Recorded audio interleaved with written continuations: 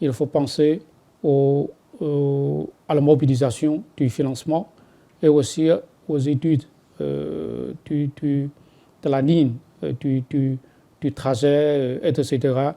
Et aussi, il faut de très bonnes technologies pour réaliser vraiment ces projets stratégiques.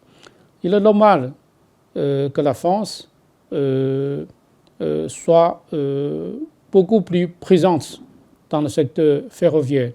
Donc, un tout petit rappel, c'est la France qui a fait la première ligne du train en grande vitesse en 2018. À ma connaissance, pour le tronçon Kenitra-Marrakech, la France a donné son financement. Donc, la France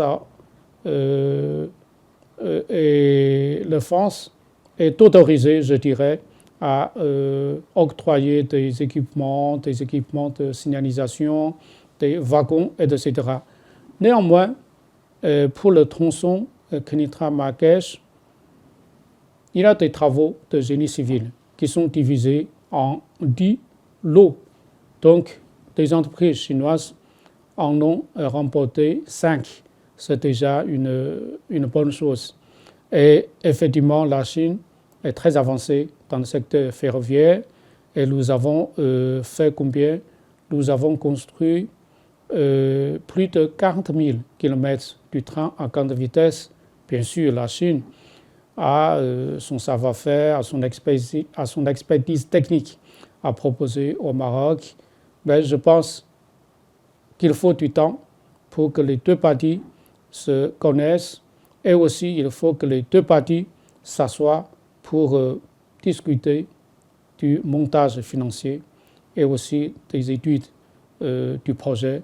Et quand même, pour le tronçon Marrakech-Agadir, le Maroc a confié à un bureau d'études de la Chine pour faire des études préliminaires du projet tronçon Marrakech-Agadir.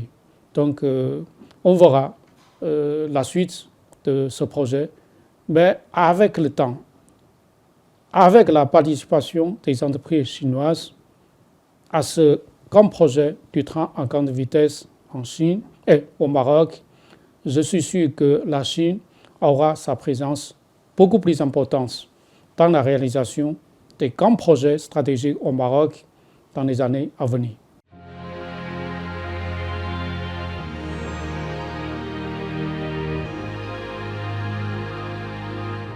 À ma connaissance, jusqu'à présent, aucune entreprise chinoise s'est engagée dans le secteur immobilier. Éventuellement, il y a quelques années. قبل المغادرة، لا تنسوا الاشتراك في قناة العمق المغربي وتفعيل الجرس ليصلكم كل جديد، ولا تنسوا مشاركة الفيديو والضغط على زر الإعجاب.